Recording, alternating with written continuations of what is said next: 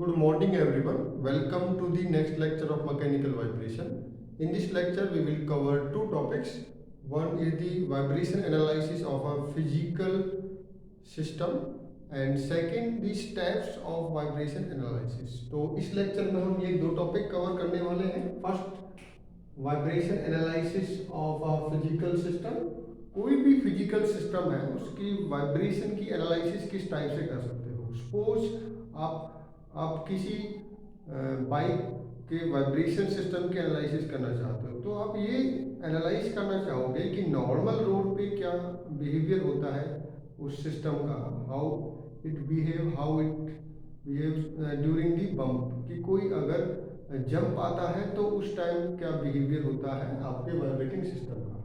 Second हम देखते हैं कि वाइब्रेशन एनालिसिस करने के लिए आपके पास स्टेप्स अवेलेबल होते हैं. सो व्हाट आर दो स्टेप्स, कौन कौन से स्टेप्स हैं.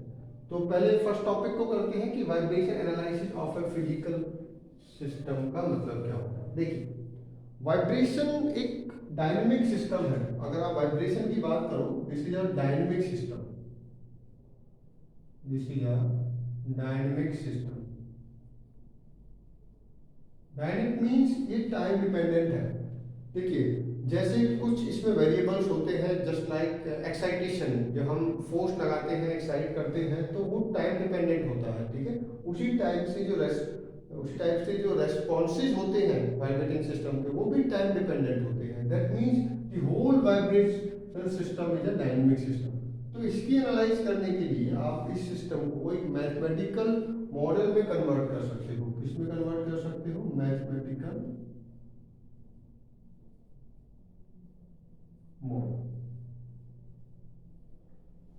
आप इस कंप्लीट फिजिकल सिस्टम को एक मैथमेटिकल मॉडल में कन्वर्ट कर सकते हो. अब मॉडल में जब कन्वर्ट करना है तो आपको देखना है कि जो आपका ऑब्जेक्टिव है, आपको स्टडी किस चीज़ की करनी है, तो उसी के अकॉर्डिंग आप एक मॉडल को बनाओगे. इसके अकॉर्डिंग ये नहीं है सारे फैक्टर्स आपको कंसिडर नहीं करने हैं. Those factor which are important for your completion of objective. जो ऑब्जेक्टिव को पूरा जो करते हैं वो ही फैक्टर्स आपको लेने हैं. ठीक है. नेक्स्ट, आपका जो सिस्टम है वो आपको जो ये आपका वाइब्रेशन सिस्टम है, फिजिकल सिस्टम आप लोगे, वो डिस्क्रीट आपको यहाँ पर एज्यूम करना होगा. देखिए, डिस्क्रीट मॉडल मैकेनिकल के अंदर दो सिस्टम होते हैं, कंटिन्यूअस एंड डिस्क्रीट.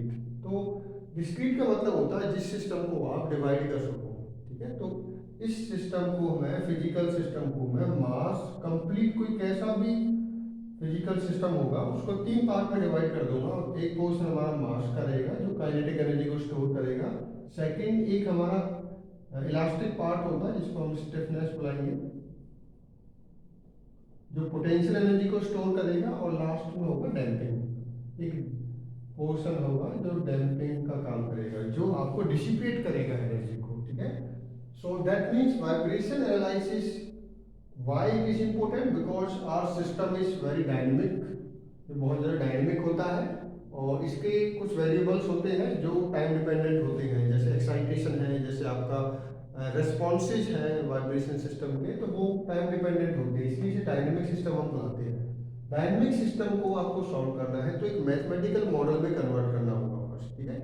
तो मैथमेटिकल मॉडल में कन्वर्ट करने के बाद उस मॉडल को डिस्क्रीट मॉडल की तरह आपको ट्रीट करना है. मास, स्टिफनेस और डैम्पिंग एलिमेंट उसमें एज्यूम करने हैं. मान लीजिए कोई भी ऐसा सिस्टम है.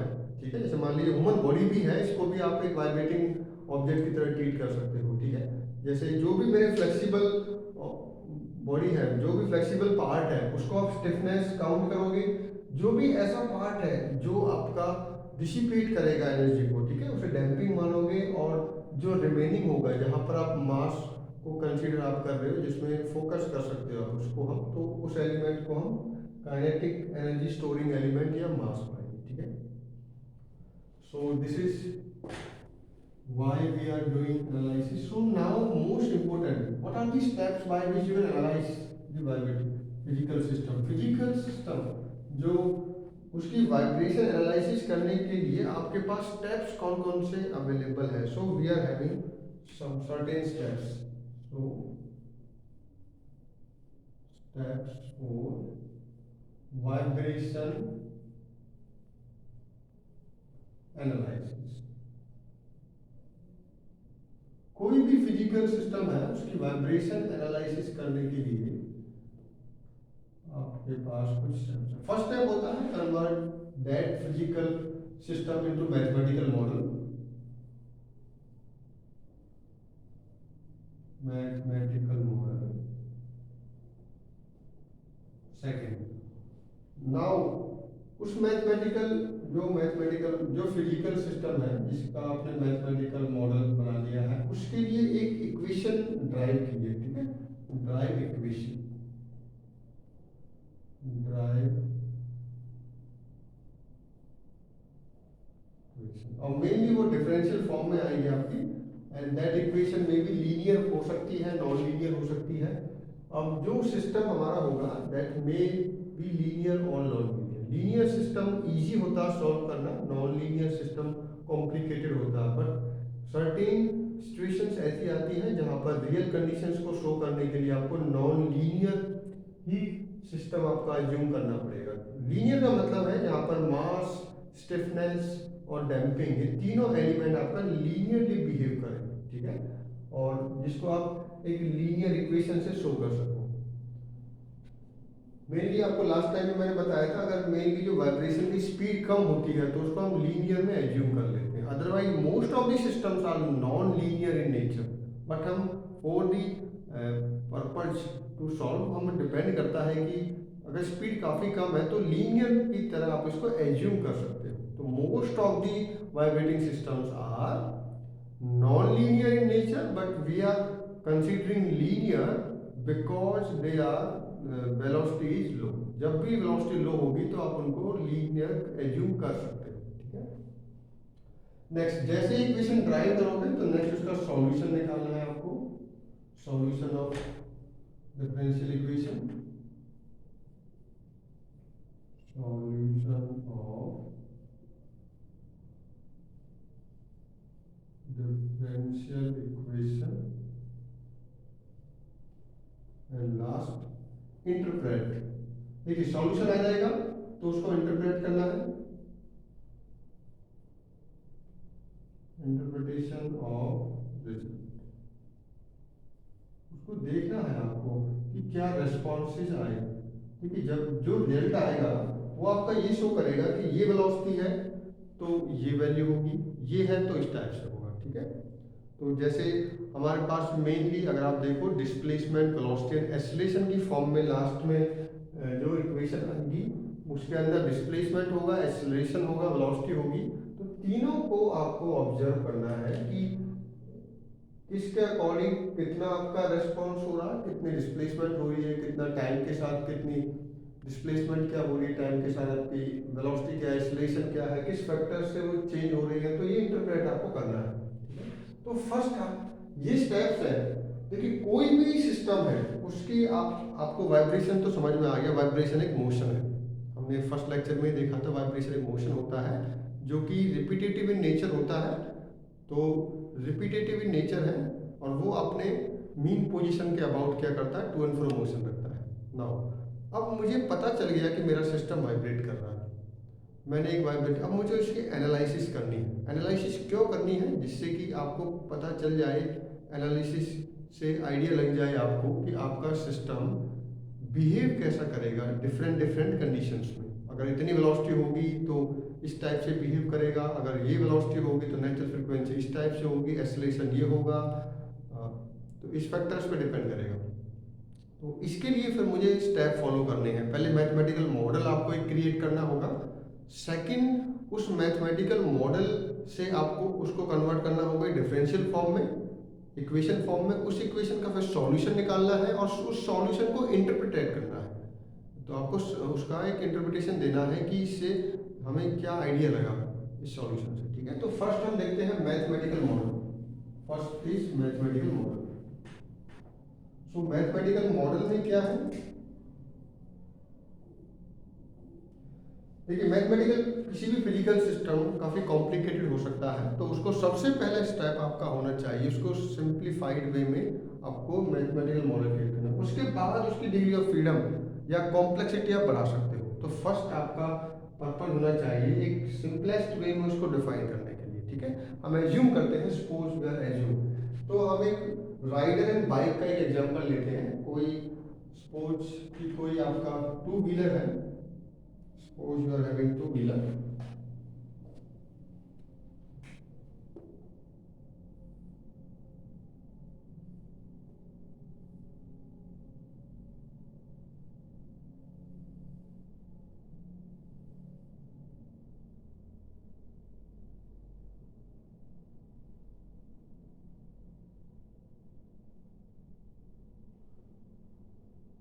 ये इसका टायर है, suppose this is tyre portion,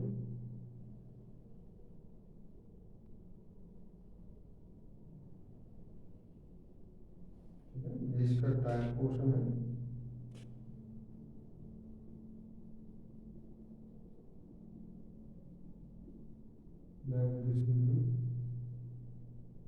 actually black होते हैं कलर में, अभी हम इसको रेड कलर से शो करें।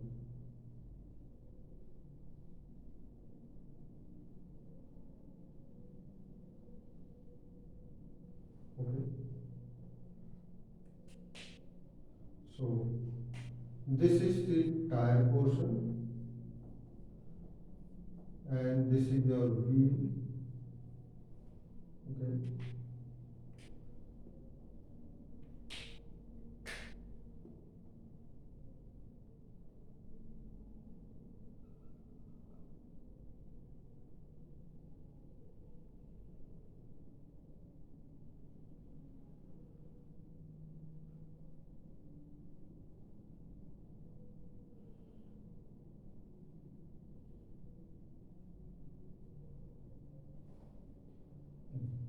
सपोज ये कोई टू व्हीलर है, मोटरसाइकिल से आप मान सकते हो, ये कोई बाइक है। Okay, तो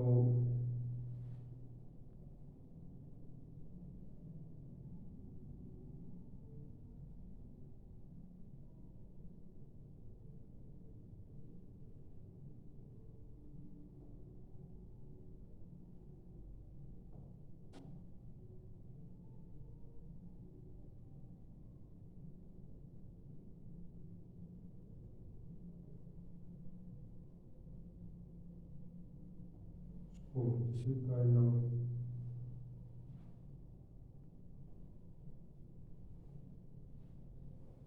ओके, सपोज इस पे आपका राइडर है यहाँ पर। ओके, दिस इज राइडर, ये आपका व्हील पोर्शन है, ये टायर है, और ये आपका व्हीकल है टोटल।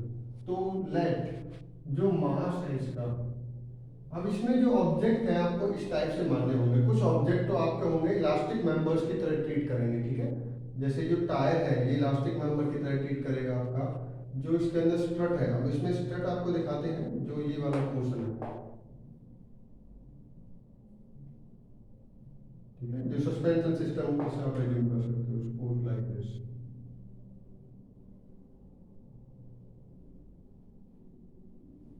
ओके,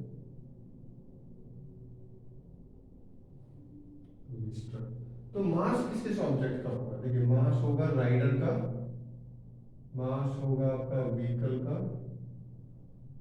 ठीक है, व्हील का मास होगा। सो मास मतलब वो ऑब्जेक्ट जो आपके डिफॉर्म नहीं होंगे by the application of force, उनको हम यहाँ पर मास ऑब्जेक्ट लेंगे, ठीक है, इनर्शिया। नेक्स्ट है स्टिफनेस की। किस किस ऑब्जेक्ट का आपको ट्रीट करना है? देखिए, स्टिफनेस, स्टिफनेस मतलब जिनके अंदर इलास्टिक वाली प्रॉपर्टी है, तो टायर का होगा, दैट मींस केटी। स्टिफनेस आपका स्ट्रट का भी होगा। स्ट्रट में आपने देखे होंगे जो सॉकेट्स होते हैं हमारे, ठीक है, तो उसमें ये भी स्ट्रट भी आ जाएगा। और एक राइडर जो ह्यूमन बीइंग है, उसके अंदर भी स्टिफनेस होती है, this is rider. Last M हो गया, के हो गया, उसके बाद डैम्पिंग सी। देखिए, ह्यूमन बीइंग के अंदर राइडर, इसके अंदर भी होगा। नेक्स्ट जो आपका स्ट्रट है, ठीक है, उसके अंदर फ्लूइड होता है, विस्कस फ्लूइड, उसका भी होता है। दैट मींस इस कंप्लीट ऑब्जेक्ट को मैंने इस टाइप से डिवाइड कर लिया। देखिए, मास वाला पोर्शन किस किस का होगा? मेजर पोर्शन जो है आपका मेजर पोर्शन राइडर, ठीक है, मास ऑफ दी व्हीकल जो आपका व्हील है, ठीक है, दोनों व्हील का कंबाइन। स्टिफनेस किस किस के अंदर है, तो टायर के अंदर है मेन, ये स्टिफनेस है, स्ट्रट के अंदर है आपका, ठीक है, जो ये वाला है, और एक ह्यूमन बीइंग जो राइडर है आपका। डैम्पिंग किस किस के अंदर है, ये डिसिपेट कर सकता है, तो राइडर है और दूसरा कौन सा है, स्ट्रट। तो ये जो पोर्शन है इसको आप एक मैथमेटिकल मॉडल में अभी मैं कन्वर्ट करूंगा, देखिए किस टाइप से। अभी बिल्कुल सिंपलेस्ट वे में इसे कन्वर्ट करने की कोशिश करते हैं।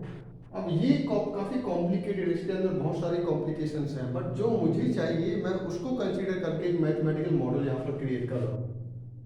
Late this is the equivalent, M E का मतलब है आपका equivalent mass, M E is the equivalent mass,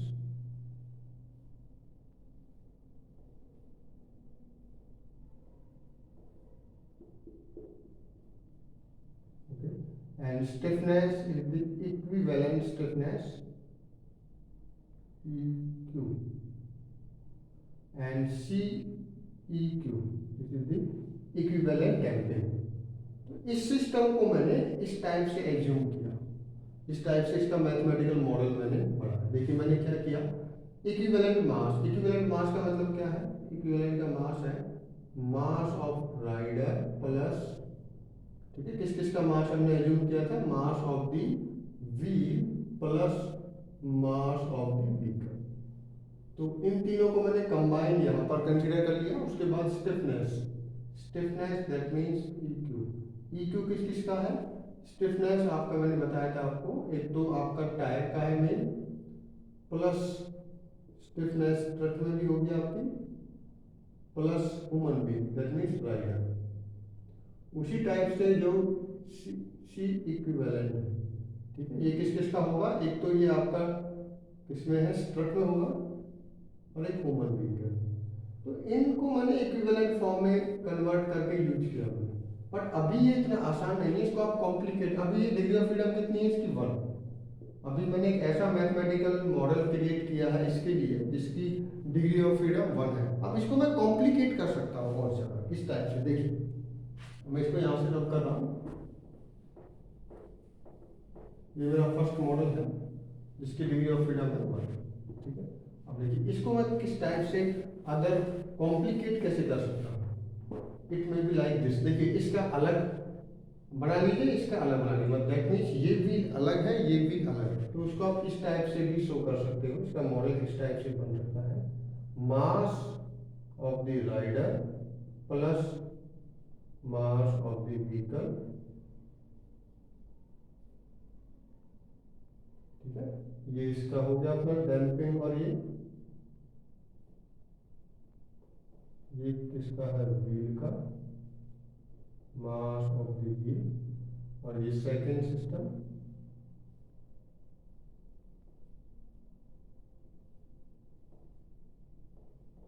mass of the second wheel, और उसके बाद ये टायर है आपका, तो टायर की अपनी स्टिफनेस होगी,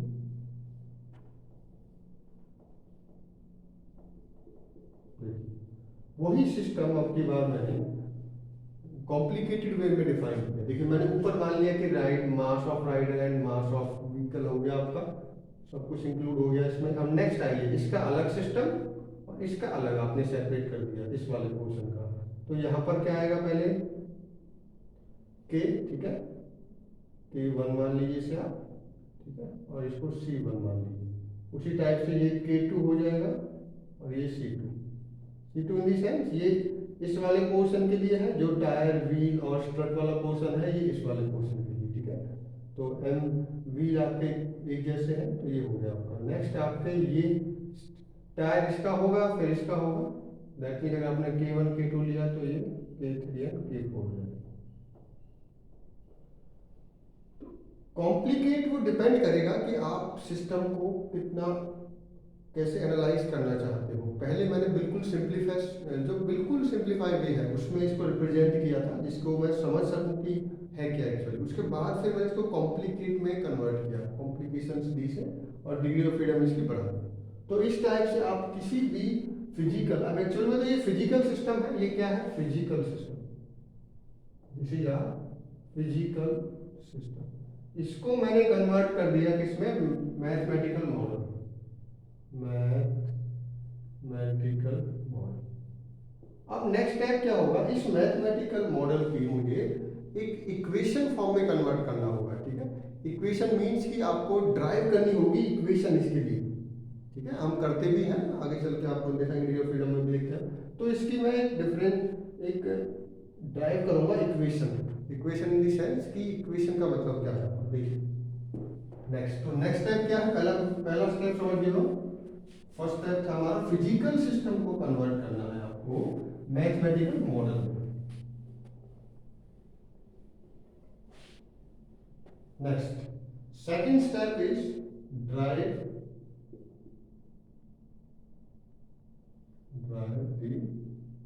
द इक्वेशन।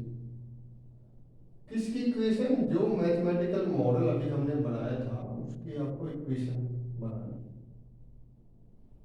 कैसे इक्वेशंस बनाओगे, how can you make the equations of that. Equation बनाने के लिए फिर आप यूज कर सकते हो डिफरेंट डिफरेंट डायनेमिक प्रिंसिपल्स है, डिफरेंट डिफरेंट वाइब्रेटिंग सिस्टम के लिए आप यूज कर सकते हो, ठीक है। दैट मीन्स मैं आप देखो है तो ये वाइब्रेशन ही, तो डायनेमिक प्रिंसिपल्स आप इसमें लगा सकते हो, डायनेमिक प्रिंसिपल्स, डायनेमिक प्रिंसिपल जैसे डीएलम्बर्ट प्रिंसिपल है आपका, न्यूटन्स प्रिंसिपल है, ठीक है। तो उसी टाइप से आप इसको एनर्जी मेथड से भी कर सकते हो, डिफरेंट डिफरेंट मेथड्स हैं जिसको यूज करके आप इसके इक्वेशन फॉर्म में इसको, वही मैथमेटिकल मॉडल को आप एक इक्वेशन फॉर्म में कन्वर्ट कर सकते हो, ठीक है। तो ये हमारा डिपेंड करेगा कि मैथमेटिकल मॉडल कैसा है और कौन सी प्रिंसिपल मुझको यूज करने हैं, ठीक है, उसके अकॉर्डिंग आप उसको ड्राइव कर दोगे। थर्ड स्टेप क्या आएगा इसका, solution, solution of differential equation.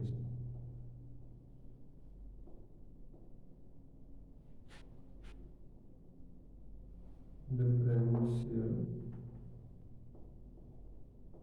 Equation, जो अभी आपने इक्वेशन बनाई है उसको आप सॉल्यूशन कैसे दोगे। देखिए सॉल्यूशन के मेरे पास कुछ मेथड्स होते हैं, जैसे इसके अंदर अब ये इसका सॉल्यूशन वो डिपेंड करेगा, फर्स्ट तो ये डिपेंड कौन सा मेथड यूज करना है, that depends upon which type of equation you have drive, कौन सी इक्वेशन आपने बनाई है उस पर डिपेंड करेगा। तो इसमें आप यूज कर सकते हो whether there are lots of methods available, जैसे लैपलेस है आपका, जैसे न्यूमेरिकल मेथड्स है। तो अब इसमें आपको डिपेंड करेगा कि ये कैसी इक्वेशन थी, उसके अकॉर्डिंग फिर आपको क्या यूज करना है, लैपलास यूज कर सकते हो, न्यूमेरिकल मेथड्स यूज कर सकते हो।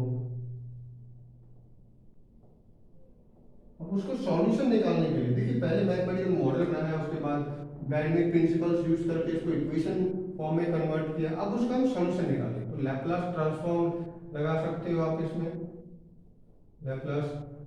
तो न्यूमेरिकल मेथड्स इंपॉर्टेंट है बिकॉज इसमें हम कंप्यूटर की हेल्प लेते हैं, न्यूमेरिकल मेथड्स में lots of calculation can be done with in few time period, ठीक है, थोड़े से टाइम पीरियड में ही आप काफी बड़ी कैलकुलेशन कर सकते हो। तो न्यूमेरिकल मेथड्स काफी इंपॉर्टेंट होगा। अब last and most important, interpretation of the result, interpretation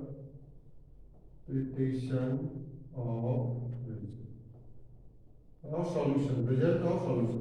देखिए जो भी रिजल्ट आएगा डिफरेंशियल इक्वेशन का, अब आपको उसको इंटरप्रेट करना है। इंटरप्रेट मतलब मान लीजिए आपको ये बताना है कि चेंजेस से क्या इम्पैक्ट पड़ेगा आपका, ठीक है, वेलोसिटी कितनी होगी, एक्सेलरेशन क्या होगा। तो ये जो इसका सॉल्यूशन आपको बताएगा उसको आपको इंटरप्रेट करना है, उसको समझना है और अपने सिस्टम को एनालाइज करना है, ठीक है। तो ये इससे मेन आपका किसका इम्पैक्ट होगा, डिस्प्लेसमेंट, एक्सेलरेशन, ठीक है। तो उसके अकॉर्डिंग फिर आप देखोगे कि आपका सिस्टम कहाँ पर कैसा बिहेव करेगा, किस कंडीशन में किस टाइप से वो रेस्पॉन्स करेगा, ठीक है। तो मेन हम रेस्पॉन्स देखते हैं कि क्या मेरा वाइब्रेशन सिस्टम इस कंडीशन में कैसा रिस्पॉन्ड करेगा, इतने फोर्स पे कैसा रिस्पॉन्ड करेगा, ठीक है। तो ये मेरे स्टेप्स होते हैं वाइब्रेशन एनालिसिस को सॉल्व करने के लिए, ठीक है। तो इस लेक्चर में हमने देखा वाइब्रेशन एनालिसिस क्यों इम्पोर्टेंट है। कोई भी फिजिकल सिस्टम, उसको अगर आपको उसकी वाइब्रेशन एनालिसिस करनी है, वाइब्रेशन एक डायनेमिक सिस्टम होता है, क्योंकि वाइब्रेशन के अंदर टाइम डिपेंडेंट वेरिएबल्स होते हैं, जैसे कि एक्साइटेशन है, रेस्पॉन्सेस है। तो इसके लिए फिर मुझे एक मैथमेटिकल मॉडल कन्वर्ट करना होगा। इसी फिजिकल सिस्टम को एक मैथमेटिकल मॉडल सिस्टम में मैं कन्वर्ट करूँगा। कन्वर्ट करने के बाद फिर आप उसको एक डिफरेंशियल फॉर्म में लाओगे। डिफरेंशियल फॉर्म लाने के लिए कुछ हम डायनेमिक प्रिंसिपल्स यूज कर सकते हैं, जैसे हमारे पास न्यूटन्स मेथड है, ठीक है, एनर्जी मेथड है, lots of methods are available. उसके बाद आप उसको सॉल्यूशन देना है। सॉल्यूशन देने के लिए आपके पास कुछ मेथड्स हैं, जैसे लैप्लास है, न्यूमेरिकल मेथड्स हैं। सॉल्यूशन मिल जाएगा आपको डिफरेंशियल इक्वेशन का। उस सॉल्यूशन को इंटरप्रेट करना है, उसको आपको उसके रेस्पॉन्सेस को समझना है कि आप ये वेरी करोगे तो क्या रेस्पॉन्स मिलेगा आपको अपना वाइब्रेशन सिस्टम में, ठीक है। तो आज हमने सीखा कि कैसे किस टाइप से एनालाइज करते हैं। Thank you.